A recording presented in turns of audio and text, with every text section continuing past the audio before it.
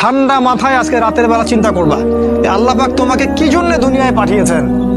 একটু চিন্তা করবা, 1 মিনিট একটু চিন্তা করবা যে তুমি পৃথিবীতে নাই, তুমি পৃথিবীতে নাই, তুমি মারা গেছো। চিন্তা করবা তুমি মারা গেছো। এরপর চিন্তা করবা তুমি যে মারা গেছো পৃথিবীর কারো কোনো সমস্যা হচ্ছে কিনা। তুমি যে মারা গেছো পৃথিবী কি থেমে আছে? তোমার পরিবার থেমে থাকবে? তোমার শিক্ষা, তোমার বন্ধু বান্ধব, তোমার আত্মীয় স্বজন কেউ থেমে থাকবে? কেউ থেমে থাকবে না। তুমি পৃথিবীতে থাকো বা না থাকো কারো কিছু আসে যাবে না।